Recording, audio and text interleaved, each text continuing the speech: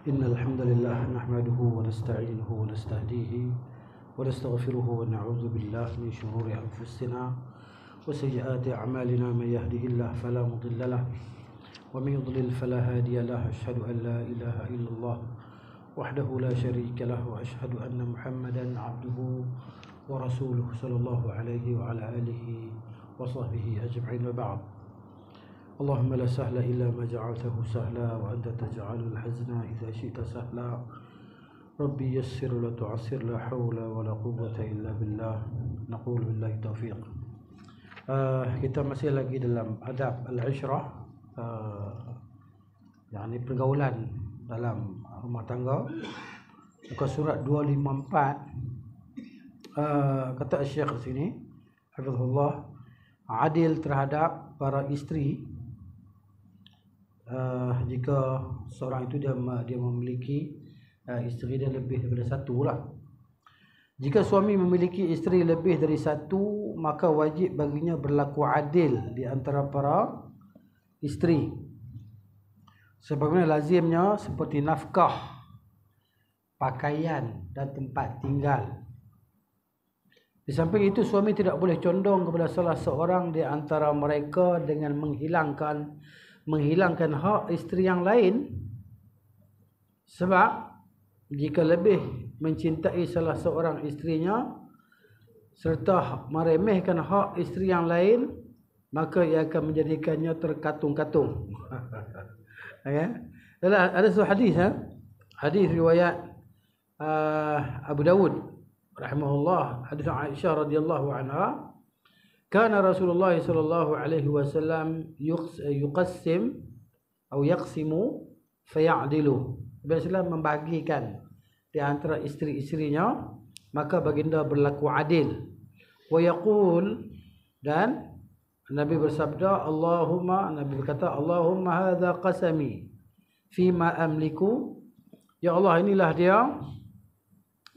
pembahagianku, apa yang aku miliki. Maksudnya apa yang aku mampu. Fala talumni fima tamliku wala amliku. Janganlah engkau mencela aku pada apa yang engkau miliki tapi aku tidak memiliki. Maksudnya apa? Itu pembahagian Nabi SAW secara zahir. Ataupun secara dalaman, kecintaan, kasih sayang tak sama. Hati tak sama. Maksudnya Nabi SAW lebih cintakan Aisyah daripada isteri-isteri yang lain radhiyallahu anha. Ini diketahui kerana Nabi SAW bila Nabi sakit kan, sakit yang membawa kepada kewafatan Nabi SAW, Nabi dia tanya bila giliran Aisyah, bila giliran Aisyah. Mana isteri yang lain tahu bahawa Nabi SAW suka untuk berada di rumah Aisyah. Jadi berserahkan, dia bagi Nabi SAW duduk di rumah Aisyah masa giliran depa tu lah. Yalah, isteri-isteri Nabi sallallahu alaihi wasallam selain daripada Aisyah semua dah tua-tua. Semua dah janda yang kita dah berumur lah. Sehingga ada seorang tu di antaranya, apa nama saya dah lupa, Nabi nak ceraikan dia lah. Nabi nak ceraikan dia. Dia kata, Rasulullah jangan ceraikan saya.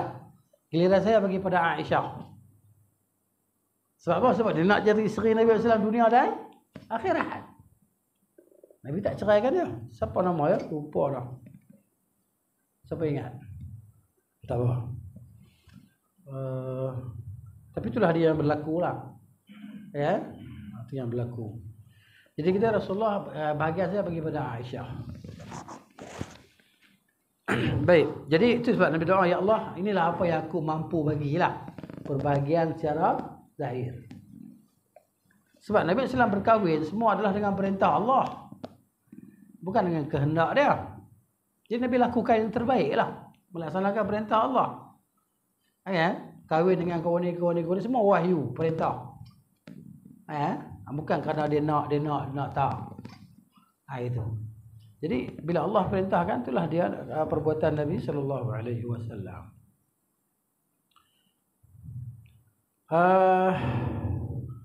Allah berfirman dalam surah An-Nisa ayat 129, a'udzubillahi minasyaitonir rajim. Walan tastati'u an ta'dilu bainan nisa'i walau harastum. Ini ayat ni yang digunakan oleh sebagai dalil oleh isteri yang pertama, ya, supaya suami tak akan berlaku adil, saya kata. Macam ni. Dan sekali-kali kamu semua tidak akan dapat berlaku adil di antara isteri kamu. Walau harastum, walaupun kamu berusaha macam mana pun.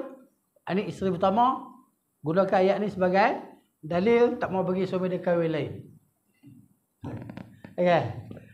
Dia kata kan? Macam mana pada adil Quran kata? Walan tastati'u, lan harfu nafyin. Kalau ikut kaedah sebagai nahu harfu naflil abad. Sampai bila? Sampai bila-bila abang tak boleh nak bagi keadilan. Macam mana nak kahwin lagi? Kalau suami dia bijak, dia balas balik, dia bagi dalil lain pula. Ini dalil. Jadi berdalil-dalil lah dia mahu tadi. Walau harastum, walaupun kamu nak sangat berlaku adil, tapi kamu pasti tak akan dapat berlaku adil.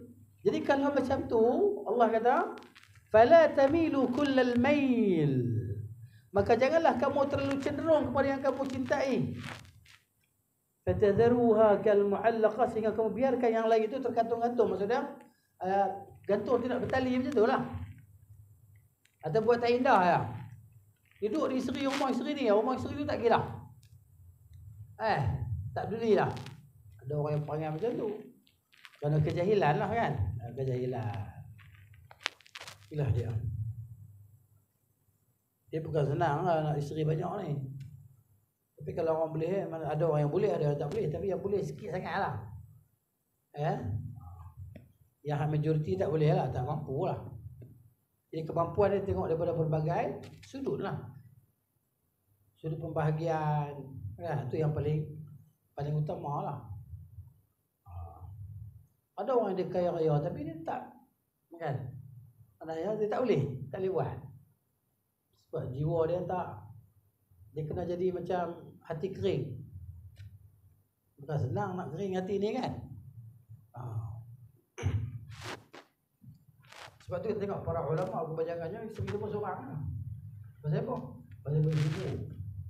Sibuk dengan kitab-kitab dia, sibuk dengan buku-buku dia. Imam Syafi'i, Imam Ahmad, Imam Malik kan. Ada juga isteri dia ramai. Dia sibuk dengan ilmu.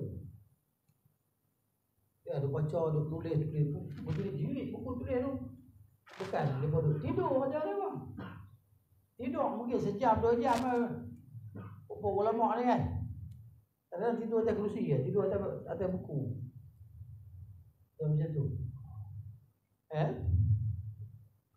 Jadi hidup depa dengan pen dan kertas, Para ulama macam tu.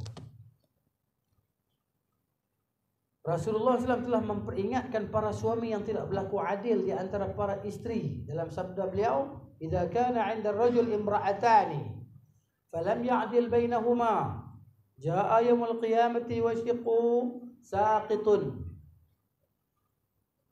Apabila seseorang itu ada 2 isteri, Nabi kata sallallahu alaihi wasallam, maka dia tidak berlaku adil di antara mereka berdua, dia akan datang pada hari kiamat dan bahunya sengit.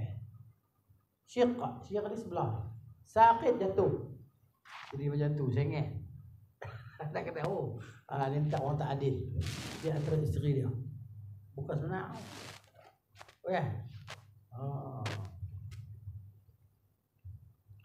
Awaluhu ahla wa akhiruhu kan. Maksud dia mula-mula ni manis kan. Akhir sekali amar, pahit lah. Letih dia. Ada kawan kan, dia kahwin 2. Kawan dia meninggal, dia tolong kahwin dengan isteri kawan dia. Lain kali akhirnya dia kata kalau boleh patah balik lah. Nak patah balik. Kalau boleh tak kahwin yang kedua, tak kahwin lah. Kalau boleh patah balik lah dia tak. Nak patah balik lah, tak mau. Boleh berlaku. Dia orang baik. Yalah, lewat seminit pun kira. Ni tak cukup 12 jam. 5 minit. Kira macam mana? Tak garu kepala, rambut tak nak. Rambut tak nak, garu kepala. Kalau boleh patah balik, nak patah balik. Sibuk, jadi sibuk. Tambahan waktu sekarang ni, masa dah pendek. Waktu dah pendek. Sehari ni tak ada apa-apa. Duk atas ni baru nak baca buku, tak tengok dah Zuhur dah. Baru nak menulis, tak tengok dah asar lah. Masa dah singkat dah. Kan, kita rasa singkat semua kan. Sebab tu ya taqarrabuz zaman. Tapi kata ya taqarrabuz zaman, maksud dia masa dekat tanda kiamat ni, masa dia jadi sempit. Suntuk. Okay. Tapi sesuai dengan zaman kita cepat ni, Allah Ta'ala bagi kita kemudahan. Ada kereta laju, ada kereta api laju. Dulu orang naik apa? Kuda, naik unta. Dia rasa siang masa panjang kan. Keadilan Allah Ta'ala ni bagi kita masa cepat, tapi pergerakan kita pun cepat.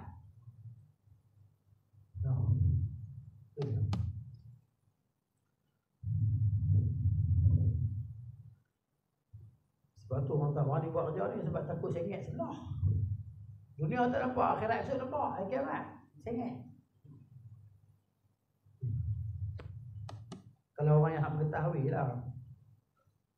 Arti miring iaitu salah satu daripada sisi anggota tubuhnya miring, sengit. Orang itu akan datang dalam keadaan miring, sengit, tidak seimbang kerana ia lebih condong kepada salah satu isterinya. Kebahagiaan masa kan, harta, kasih sayang tak apalah, hati tu, cintaan tu tak apalah, tak sama kan. Dia hati dia tu rasa cinta hati lebih pada ni, tapi jangan zahirkan. Jangan zahirkan. Sebahagian tu dia zahirkan depan kita. Dua-dua bini dia telefon dia, hak ni dia cakap elok-elok, ni dia cakap kasar. Depan kita. Kan? Hello. Saya apa ni? Lepas tu hak tu telefon. Nak apa? Okey. Lagi. Ini sengit tau. Kan? Depan mata kita tengok kan? Depan mata kita. Nampak sangat lah. Gitu, bahaya. Kemudian As-Sindi berkata adalah hasyiah catatan kaki kitab Sunan An-Nasa'i. Maksudnya condong perbuatannya bukan hatinya. Bukan hatinya. Itulah yang dilarang.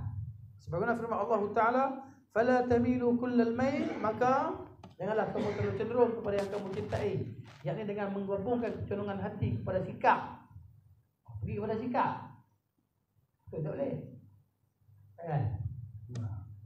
Sangat disayangkan banyak di antara manusia yang melakukan pelanggaran seperti itu, yang dengannya berarti dia telah melakukan penodaan terhadap syariat Allah dalam hal bolehnya poligami ini.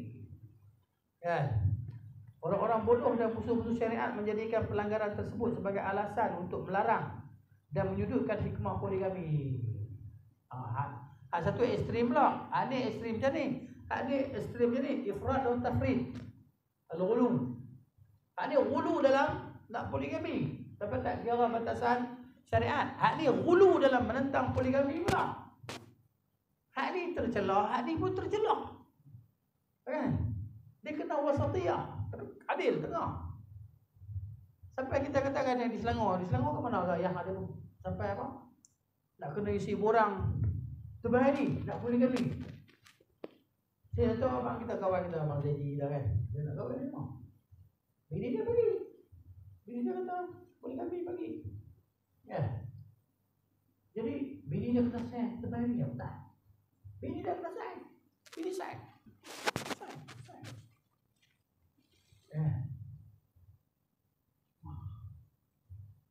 Kita ini bukan sanad, ni sanad bersambung. Bukan sanad putus. Sanad sambung. Dia tahu dia. Bini dia cakap saya. Abang lagi sikit cakap saya. Contoh kan, contoh. Lepas tadi kan tak payah sebut lah, tak pernah kan. Kita kena ayat contoh. Tapi nak cerita contoh. Susah. Dia pun susah kan. Bini dia setuju orang. Setuju. Tapi dia kena isi tetap, kena isi borang sampai macam tu. Kena sign. Jadi payah. Benda mudah ni mudah pun payah lah. Dia pun nak lawan poligami sampai macam tu. Tuntutan daripada apa? Kumpulan apa? Ada kan? Sistem Islam apa benda tau? Pokok liberal tu kan? Dia betul kan? Jadi benda ni mudah. Nanti berapa nak mudah dia pun tapi nikah dia boleh. Kan? Dapat nak poligami kan? Tapi kita semua tak mampu lah. Baik. Orang tutur kita ambil duri buatan kepala. Kemudian dia kata di sini, yang kedua, tidak boleh mengingkari kebaikan. Maksudnya seorang isteri mengingkari kebaikan suaminya, mengingkari kebaikan pergaulannya dan jasanya kepada dirinya. Tak boleh ingkar kebaikan. Maksudnya kau tak pernah buat baik dengan saya gini-gini kan. Saya yang duk keluarkan duit saya belanja awak ini masing-masing duk mengungkit. Serta ia tidak mengakui semua kebaikannya, bahkan apabila ia melihat sebahagian dari perkara yang dia benci pada diri suaminya. Bahkan ini berlaku pada sebahagian wanita lah. Dia tengok benda yang dia benci kat lelaki dia, dia pun berkata, tidak aku lihat sedikit pun kebaikan pada dirimu. Tu dia. Jadi kalau manakan ada hadis yang Nabi SAW suruh kaum wanita ni banyak bersedekah. Tasaddaqna ya ma'syaral nisa. Hai sekalian kaum wanita, perbanyaklah bersedekah. Kan? Karena aku melihat kebanyakan kamu dalam neraka. Nabi kata sallallahu alaihi wasallam. Dia kata, ya Rasulullah, pasal apa? Ayakfurna billah. Adakah dia kafir dengan Allah? Nabi kata, yakfurna al-ashir. Dia kafir dengan lelaki dia kah? Sekiranya seseorang daripada kamu berbuat baik kepada, Nabi kata kepada kaum lelaki-lelaki lah, sekiranya seorang kamu berbuat baik kepada mereka sepanjang umur, sepanjang tahun, thumma ra'at minka syai'an, wa kama qala Nabi sallallahu alaihi wasallam, kemudian dia tengok daripada engkau satu benda yang dia tak suka, dia kata, kau tak pernah buat baik dekat aku.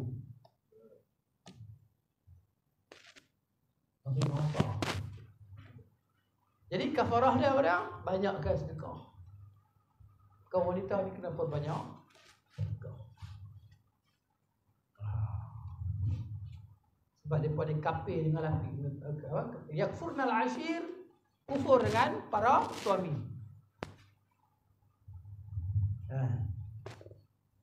Suami tu buat baik kan, dia buat bagi dia kerja, bagi belajar dia apa semua sabar dia. Kalau suami buat silap ke apa, dia marah. Tak pernah buat baik apa dah saya. Jadi kufur nikmat lah. Dosa besar masuk neraka. Sebab tu perempuan dah ramai masuk neraka. Dia bagi kecil hati lelaki dia pun dah dosa besar lah. Bukan dosa kecil. Suami kecil hati. Nampaknya lah. Tapi suami tak jawab, dia diam. Dia dah jatuh dalam dosa besar. Macam tu. Jadi nak buat macam mana? Jangan fikir hati, tahan lah supaya hati yang kecil. Pam pun kembang. Hati kan? Yalah, suami ni dia tahu lah kan. Isteri dia semua dia diam. Pasal apa? Pasal bengkok. Kalau dia jawab, tak lagi jadi panjang. Dia jawab satu kata. Okay. Dua surat bini dia berat. Ada seorang kawan dia, kawan ramai, tak tahu mana kan. Dia apa nama? Dia nikah dengan janda, ada anak. Lepas tu, jadi dia belilah barang-barang isteri dia masak apa semua kan, sarapan. Tiba-tiba isteri sibuk kan. Apa nama dia pun dia kerja, tak sarapan, dia mesti dia apa ni. Abang keluar rumah lapar dia tak sarapan. Dia kata perkataan kan. Isteri dia belah satu surat. Itu dia. Okay. Bibi cikgu. Okay. Ayat banyak. Dia tengok. Dia scroll. Hak dia tulis 3-4 kata perkataan, keluar rumah tak ada sarapan. Tak masuk kan, dah beli dah lah. Tak sarapan. Oh betul perkataannya. Jawapan yang dia dapat, dia tak scroll. Itu dia. Ternyata perempuan ni banyak makar ni. Lagi tu masalah perempuan yang nikah, yang ada dah pernah nikah ni, dia akan ingat kebaikan lelaki dia lama. Dia akan sebut pada lelaki ni.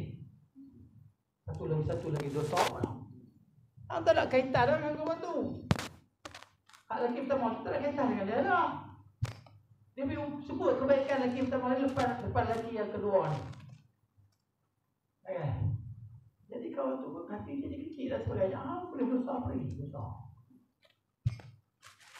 Jadi mudah dia manusia ni kumpul dosa kan. Terutama di kalangan kaum wanita lah. Nabi kata, doa itu lah. Aku lihat kamu semua ni kebanyakan ahli neraka. Orang perempuan.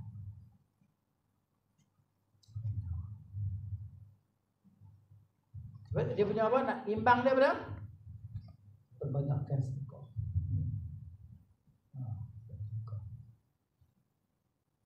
Ini dia.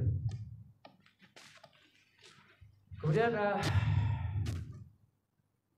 maka semua itu ia menghilangkan semua kebaikan ia dapatkan dalam pergaulannya. Perkara yang berbahaya ini telah menyebar di kalangan kaum wanita kecuali yang dirahmati Allah. Ustazah pun tak lepas. Kalau ceramah kan mai kat dia. Boleh tak boleh. Kan? Bawa bengkok, bawa tahu tak ada bengkok. Orang bengkok kan tak ada betul dah. Mana ada betul dah.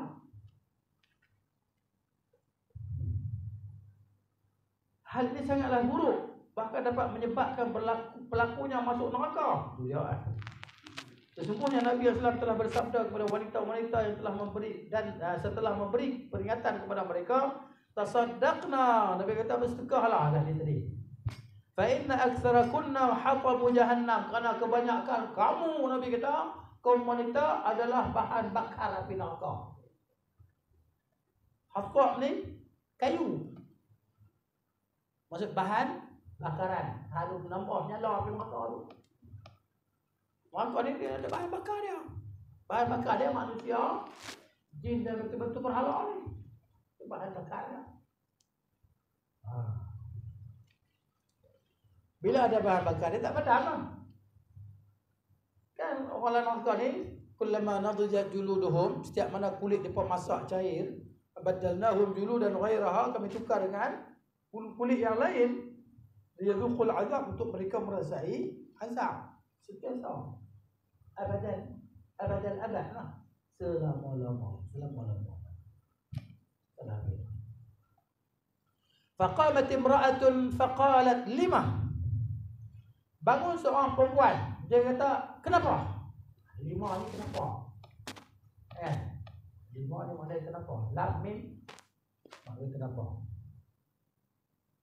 Lianna kunna, kerana kata Nabi SAW, lianna kunna, kerana kamu semua, tuksirna syakata, kamu memperbanyakkan mengeluh, wa takfurna al-ashir, dan kufur kepada para suami. Sikit minta cerai, sikit-sikit minta cerai. Kan? Depa hak ngaji sikit apa tak minta cerai. Dia bertukar perkataan. Hantar saya balik lah. Kan? Hantar saya balik, bapak saya gini.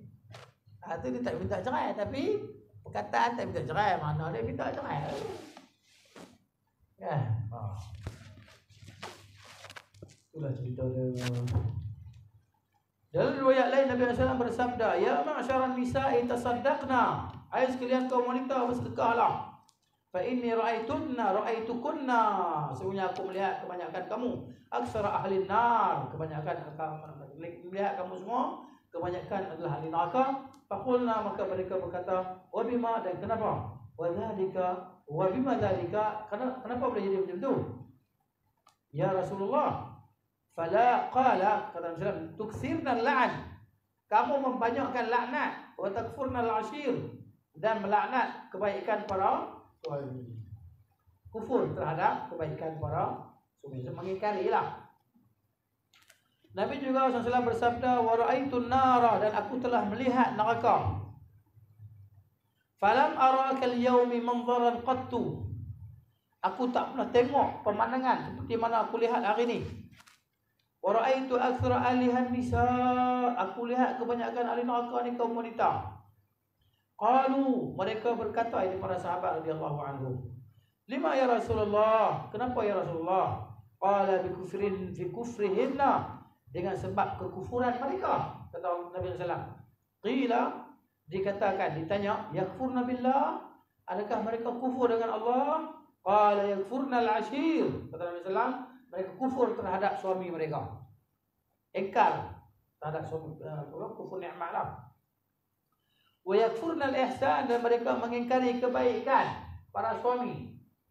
Walau ahsanta ila ihdahunna ad-dahra, kalau kamu berbuat baik kepada salah seorang daripada mereka, yang wanita itu, sepanjang tahun, sepanjang masa, thumma ra'at minka syai'an, kemudian dia melihat kepada engkau sesuatu yang dia tak suka, qalat, dia pun berkata, ma ra'aitu minka khairan qattu, aku tak pernah tengok kamu buat baik pada aku.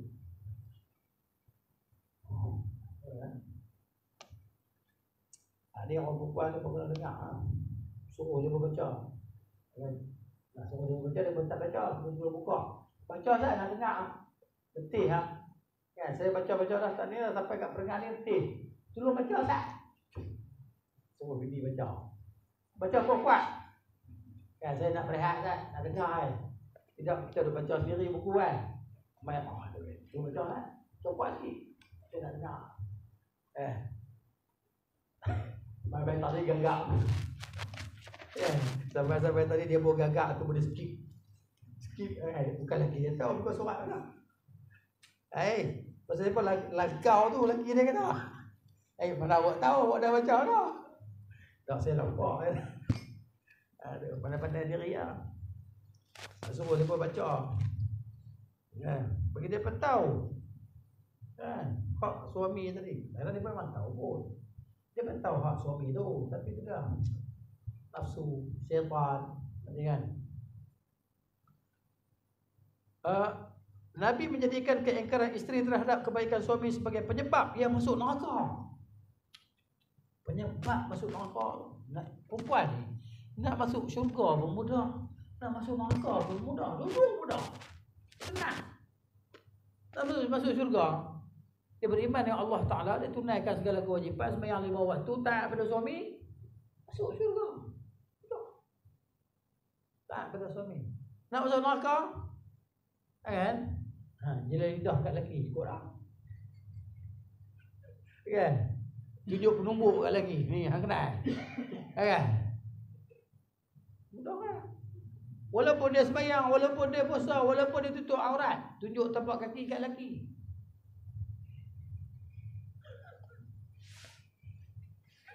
Kan?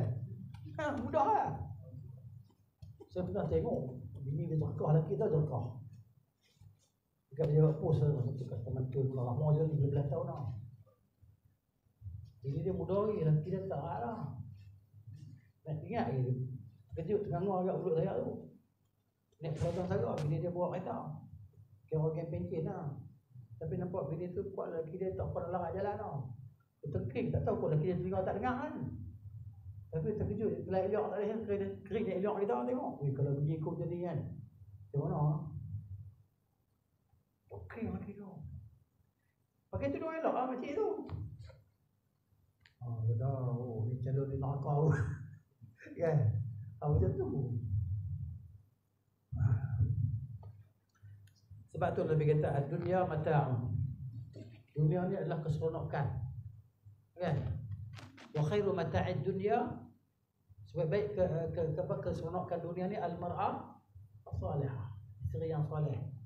Kita makan nasi dengan garam pun tak apa dah, tapi bini kita bagus. Tapi nak cari macam mana macam tu kan, dunia. Tapi kalau tak boleh buat semua, jangan tinggal semua. Nak bagus sekali dalam syurga, tu lah. Itu yang terbaik lah. Kan? Dunia aja tak apa lah. Dunia ni hidup sebentar masa kan. Kemudian penyebab masuk neraka ni, Nabi SAW menjadikan keingkaran isteri terhadap kebaikan suami sebagai penyebab dia masuk neraka. Hal itu menunjukkan bahayanya perkara ini. Tapi suami pun janganlah dah jadi sebagai orang dapat peluru dah. Anak masuk neraka. Sikit anak masuk neraka. Sikit nak masuk neraka. Awak syurga tu dia punya ya. Kalau bila dia jawab dia, awak dia confirm syurga lah. Nah. Oleh kerana itu kita wajib menghindarinya. Anehnya dia kata, banyak di antara kaum wanita yang tertawa jika disebut hadis ini kepadanya. Atau dia kata ketika mereka terjatuh ke dalam kesalahan ini, padahal seharusnya ia menangis bukan tertawa seperti ini. Ada perempuan gelak. Kan kita sebut hadis ni kat dia kan, relax, tak ada apa-apa bagi dia. Kan, patutnya dia kena menangis ya. Takut dia tak boleh nak apa? Nak ikut apa nama hadis ni kan. Tu. Barangkali kaum wanita yang menyelisihi perkara ini menjadi sebab utama majoriti di antara mereka menjadi penghuni neraka. Boleh jadi. Saya kata. Memang itulah perkara yang sesungguhnya berdasarkan hadis sebelumnya dan juga yang lainnya. Wallahul musta'an. Demikian pula sebaliknya seorang suami juga tidak boleh berlaku seperti itu terhadap isterinya. Kan? Ada kenapa lagi kita pula? Bahkan walaupun padanya terdapat aib dan kesalahan, hendaklah ia menyebut dan mengakui kebaikannya, bukan menghapuskannya. Sikap seperti ini termasuk upaya menjaga kehormatan diri, bahkan merupakan satu keadilan dan insaf, dan sikap yang pertengahan. Inilah yang dimudahkan Allah bagiku daripada adab-adab pergaulan suami isteri, dan jumlahnya ada 23 adab. Alhamdulillahirabbil alamin. Kemudian masuk pula adab, masih lagi ain lah kan, ain, huruf ain, iaitu adab al-atas. Atas bukan atash. Kalau shin maknanya dahaga. Shin, sin, bersin. Beza huruf ya. Tukar huruf jadi shin, atash, dahaga. Kalau asin, atas, maknanya bersin. Sin dengan shin bukan? Ada orang azan, ashadu an la ilaha illallah. Aku macam mana nak tegur muazzin ni? Tiap kali kita pergi masjid dengar ashadu. Awak dia tak boleh sebut ash ke? Susah lah sebut ash lah. Takkan orang Jawa kot. Orang Jawa boleh sebut kan? Tapi dia ke orang Jawa, dia orang Banjar tengok. Ash. Ya. As dekat hujung lidah tu. Ash. Belakang sikit. Kenapa abang cuba bunyi kita tengok. Ni dua azan. Dua azan masjid ya. Orang tak pernah tertegur. Satu begitu imam nombor 1. Baca doa qunut nazilah. Wasallit alaihim kalban min kilabi. Tak ada siapa tegur lah. Saya dah tegur dulu tapi orang marah terus. Jadi saya pun left group kampung lah. Harap ada orang tegur, tapi selama ni berlaku kan. Qul nazilah. Wa sallit alaihim kalban min kilabi. Kilabi dengan kilabika mana bukan sama. Kilabi anjing-anjingku. Kilabika anjing-anjingmu. Tak sama. Imam nombor 1. Kalau video ni sampai kat dia syok.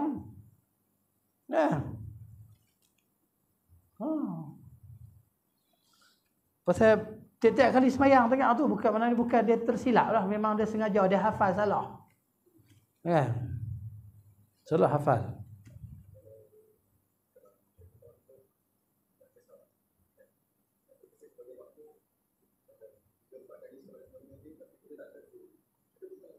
Kita pun salah. Pakat salah belaka. Syaitan akhras, syaitan yang bisu. Duk tunggu masa juga. Tengok bila nak tegur. Tapi lama lah. 2-3 bulan, sebulan lah. Gitu. Ini dia. Bersin, bersin. Adabul atas. Tidak ada orang yang dapat menghindar pada bersin. Mana ada? Semua pakat bersin. Bersin dicintai oleh Allah Ta'ala. Allah suka bersin. Kita bersin. Pasal apa? Bila kita bersin, kita kata Alhamdulillah. Disuruh kita kata Alhamdulillah. Sebagaimana akan dijelaskan nanti, bahkan bersin itu dari Allah. Menguap daripada syaitan. Menguap daripada syaitan, bersin daripada Allah. Hadis ni. Sebagaimana telah dijelaskan pada adab menguap dulu. Apa nama? Ta, huruf ta. At-tatha'ub. At-tatha'ub. Tatha'ub ni menguap. Kan? Ta, huruf ta lama dah. Ni huruf ain. Hanya saja ada beberapa adab yang harus dijaga berkaitan dengan bersin. Kena ada adab dia lah. Tak pergi bersin muka kawan kita. Tak boleh lah. Ada adab dia. Satu, hendaklah meletakkan tangan atau baju ke mulut ketika bersin. Kan? Ataupun tangan ketika bersin. Demikianlah petunjuk Nabi SAW. Disebutkan bahawasanya kana idza atasa wada'a yadahu aw thawbahu ala fihi wa khafada biha sawdahu. Jika Rasulullah bersin, beliau meletakkan tangan atau bajunya ke mulut dan mengecilkan suaranya. Tapi kita bersin kalau slow-slow tak puas. Dia kena orang jiran sebelah baru dekat. Jiran sebelah terkejut, tu kira lah. Kira kan? Bersin. Dia kata kalau tak puas lah. Kan? Kena pergi. Bersih kan?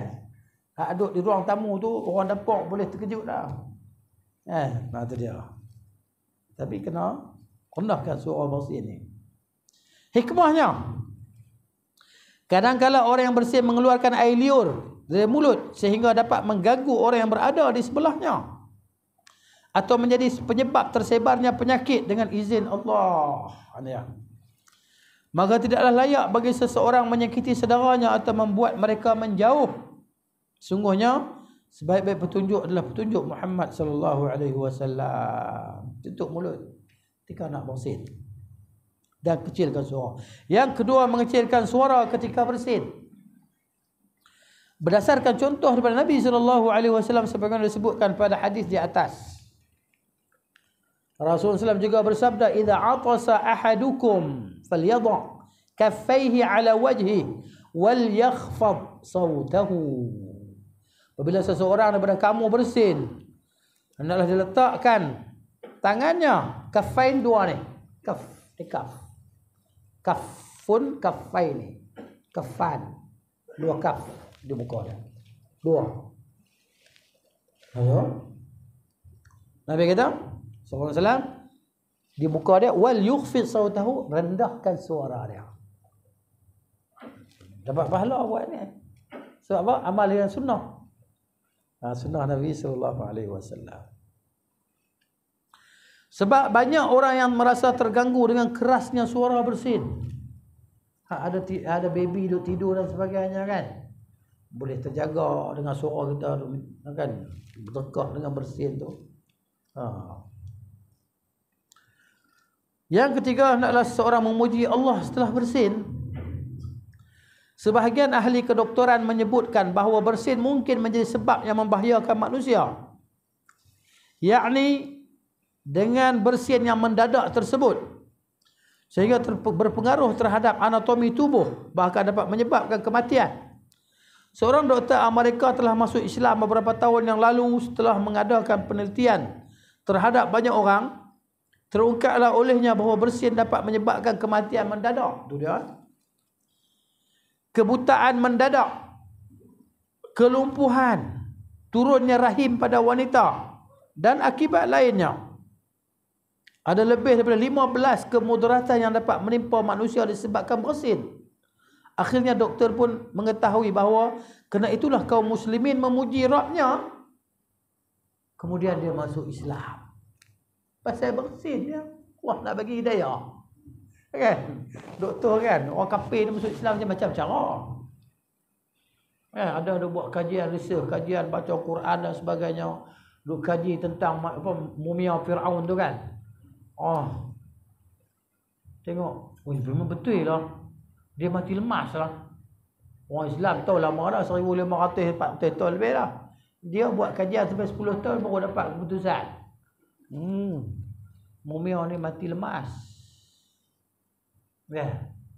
Masuk Islam. Hak jumpa apa? Laut. Perpisahan laut tu kan. Juga dia kata Muhammad macam mana dia cerita ni. Bainahuma barzakhun la yabghiyan ni kan. Dia bukan duduk kat laut, duduk tengah-tengah tu di padang pasir tu. Tapi dia boleh sebut benda ni masuk Islam. Itu dia. Majalah Al-Akhbar Kairo telah memberitakan pada akhir tahun 90-an pada abad ke-20 bahawa seorang wanita tua terjatuh dan meninggal setelah bersin mendadak. Semoga ini wallahu a'lam yang menjadi sebab disyariatkan memuji Allah setelah bersin. Alhamdulillah. Allah telah menyelamatkan orang yang bersin daripada semua ini, maka wajib bagi setiap orang untuk mengucapkan sebagaimana yang diperintahkan Nabi SAW dalam sabda beliau, "Idza atasa ahadukum falyaqul alhamdulillah." Siapa yang bersin dia kata alhamdulillah. Wal yaqul lahu akhuhu aw sahibuhu, hendaklah saudara dia ataupun kawan dia kata dekat dia, yarhamukallah. Semoga Allah merahmati. Jadi kalau orang bersin tak kata alhamdulillah, kita nak kata lagu mana kat dia yarhamukallah. Tengah orang dia malu nak kata alhamdulillah kan. Bersin, ya.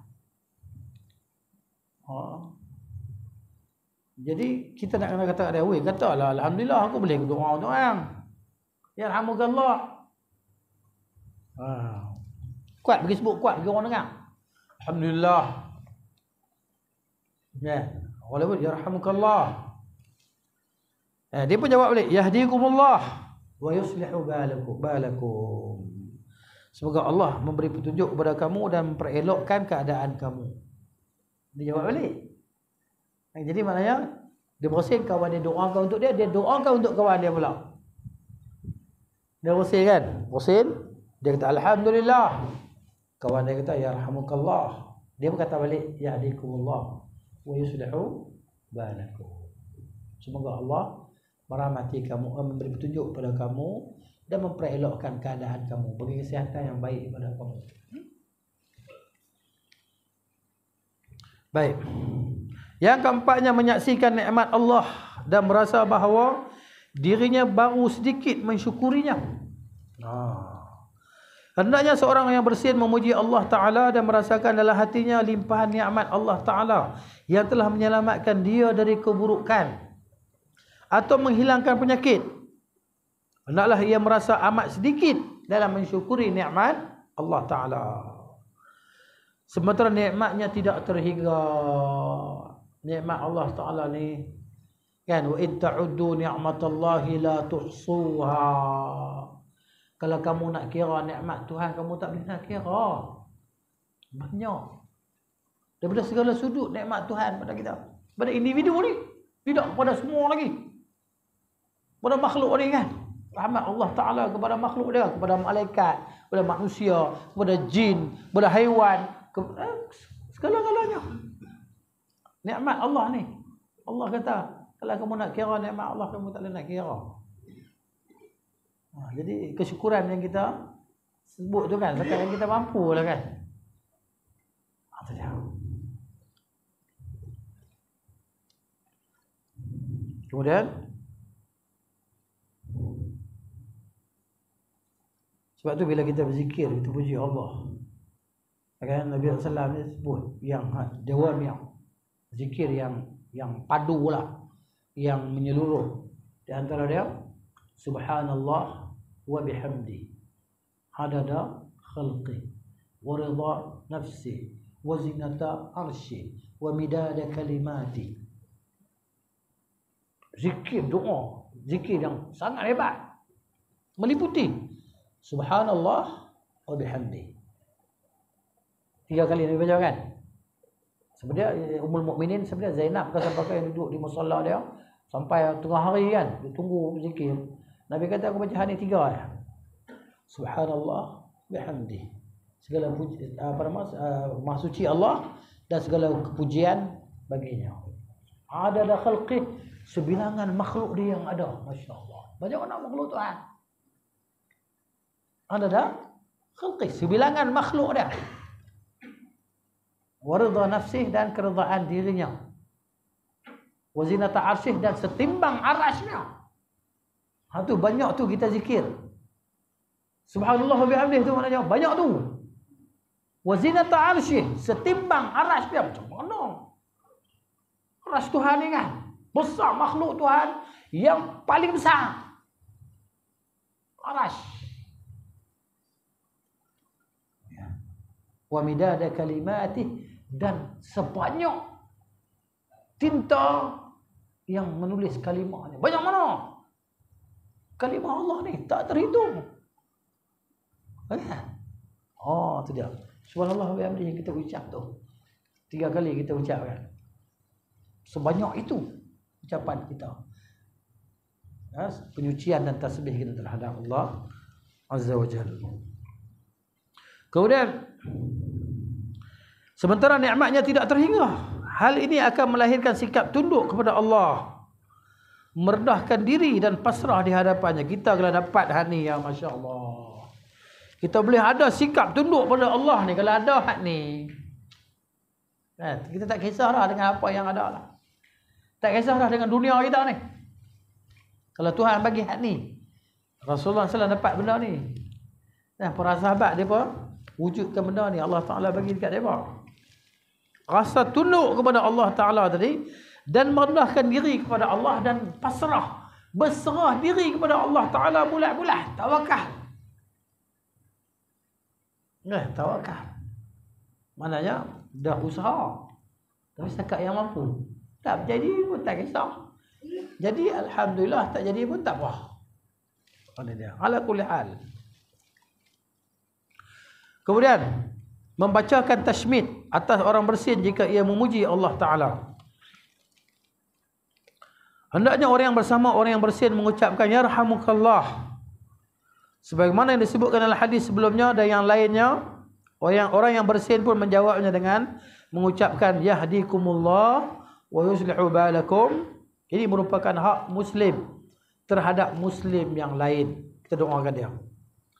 Sebagaimana disebutkan dalam adab ukhuwah, adab persaudaraan. Rasulullah SAW bersabda, innallaha yuhibbul utasa. Sesungguhnya Allah Ta'ala sukakan bersin, utas. Wa yakrahu tatha'uba, dan Allah tak suka menguap. Fa idza atasa, apabila dia bersin seseorang kamu, fa hamidallah, lalu dia memuji Allah, fa haqqun ala kulli muslim, maka menjadi hak kewajipan ke atas setiap orang Islam, sami'ahu, yang dia mendengar bersin tadi, ayushammitahu, bahawa dia mentashmidkannya, iaitu mendoakan rahmat, ya rahmukallah. Itu dia. Yang keenam, tidak membaca tashmid bagi orang yang bersin jika dia tidak memuji Allah. Dia bersin tapi dia tak kata alhamdulillah, kita pun diam. Itu dia. Rasulullah SAW bersabda, idza atasa ahadukum fahamidallah, apabila seseorang kamu bersin lalu dia memuji Allah, alhamdulillah, fashammituhu, maka doakan dia, yarhamukallah. Wa idza lam yahmadillah azza wa jalla, apabila tidak memuji Allah azza wa jalla, fala tushammitu, jangan doakan dia, jangan kata yarhamukallah. Saja. Demikian inilah yang dilakukan Rasulullah sallallahu alaihi wasallam ketika ada 2 orang yang bersin di hadapan Nabi.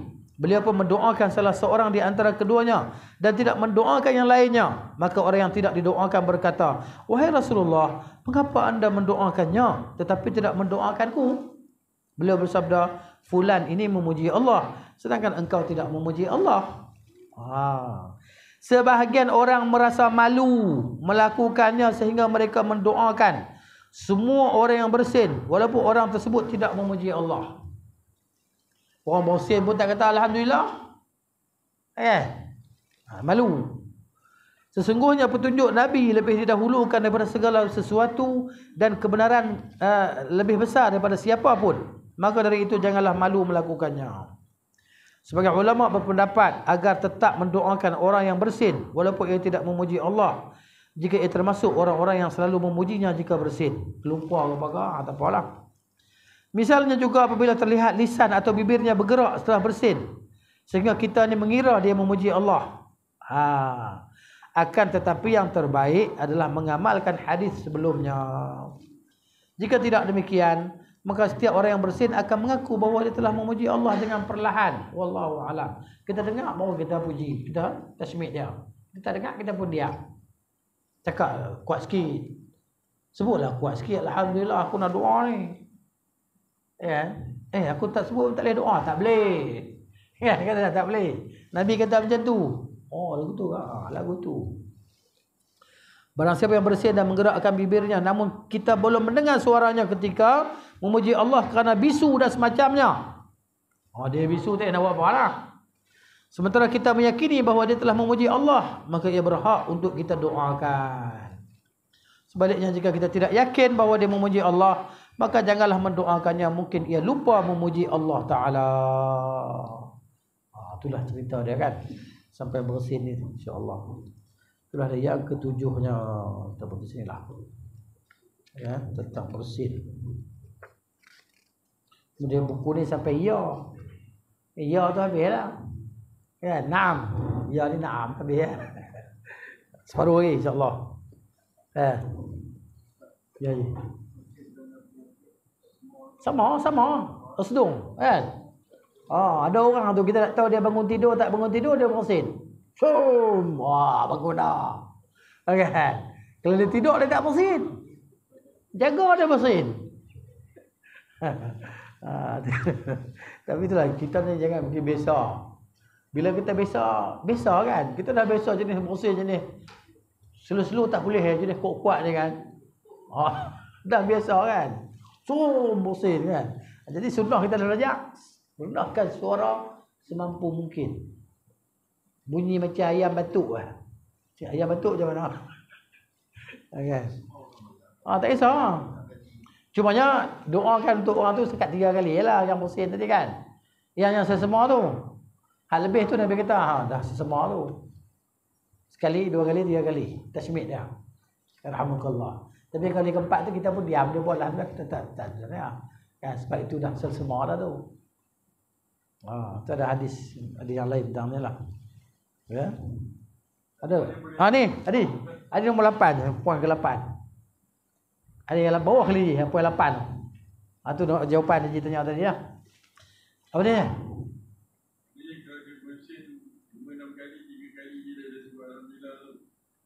Yang keempat tu kita tak kata lagi lah. Ya Alhamdulillah. Dia pun tak kata lah Alhamdulillah.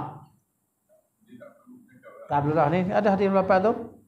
Fa in zada ala salasin fa huwa mazkum. Jadi, bawah sekali je. Soalan je tengah tu kan. Fa huwa mazkum wala yushammit ba'da salatin. Selepas 3 kali tak payah lah.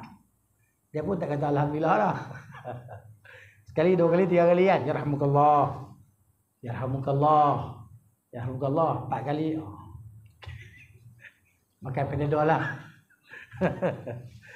Itu dia. Dia je. Jangan kata alhamdulillah. Hadis Muawiyah bin Al-Hakam As-Sulami, dia ni masa baru Islam, dia awal Islam di Madinah. Tengah solat. Okay? Ada seorang musim. Okay? Lepas tu dia bersin, dia bersin. Orang bersin. Lepas tu dia kata, Orang tu kata alhamdulillah kan. Dia kata yarhamukallah. Yarhamukallah dalam solat ni. Lepas tu orang lain pakai tengok ke dia. Dalam solat ni. Dia kata pasal apa tengok. Lepas tu dia pakat tepuk kan. Lepas tu dia pun marah kot. Bayang tu. Lepas bayang tu dia kata solat ni tak boleh sembang, tak boleh cakap, tak boleh baca selain daripada ayat-ayat dalam solat. Kan Nabi kata. Okay? Jadi apabila mana Nabi kata berlaku sesuatu dalam solat kamu, hendaklah dia kata subhanallah. Orang yang tegur tu dia kata subhanallah lah. Dia bercakap dalam solat. Muawiyah bin Al-Hakam As-Sulami ni. Mesti alhamdulillah dia kata ya bila ada orang bersin dalam solat kan. Dia kata kat orang tu yarhamukallah. Lepas tu orang lain pun sama juga. Tak erti ke kan. Baru kan. Lagi maknanya baru dalam Islam. Tak berlaku lagi. Jadi tak ada hukum lagi lah. Bila lebih cerita selepas tu baru jadi hukum. Yang lain pakai duk tengok dah. Maksudnya tengok tu suruh dia berhenti. Yang dia cakap lah. Dia kata pasal apa tak tengok. Kan. Dia kata kat dia apa. Tengok hadis dia buka. Hadis Muawiyah bin Al-Hakam As-Sulami. Cerita tu lah. Jadi dalam solat diam je lah. Jangan kata alhamdulillah pula. Tak boleh jangan sebut. Diam lah. Kecuali kita nak baca Fatihah. Alhamdulillah rabbil alamin. Itu tak apa. Kalau ikut betul lah. Kita cakap sesuatu yang di luar solat. Jadi gitu. Maksud tak.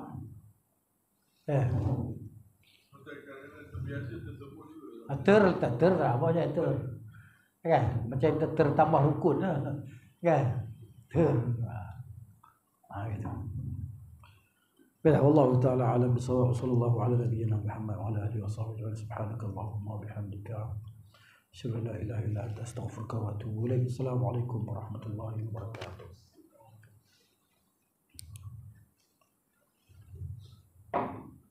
Berapa bulan ni? 24.